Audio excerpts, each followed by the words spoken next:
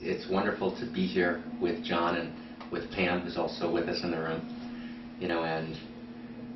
From my perspective, and the stories of meeting are always beautiful stories. Whenever I read a book, I love to read the acknowledgments, because the acknowledgments always tell a different story than the pages of the book. It's the white spaces, if you will, between the black spaces.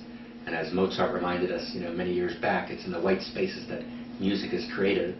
And what we're about to talk about in terms of addiction and unfolding is enormously important. Yeah.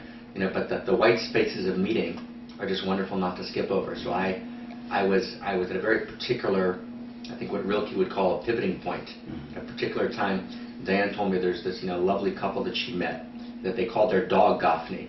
I don't know if that's true or not. There was a rumor like that going around. It's true. It's true. So I said, who are these people? It was actually a plastic dog.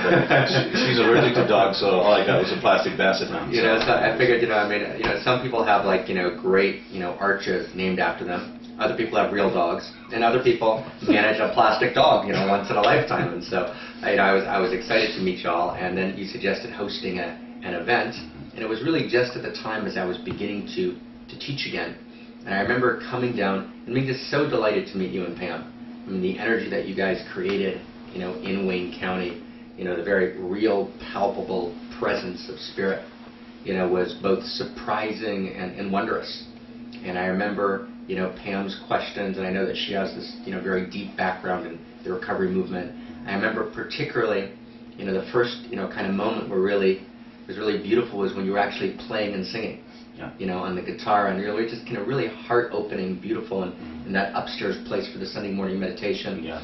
And that you were both able to gather this kind of really special, beautiful, gorgeous, sacred, fellowship. Yes.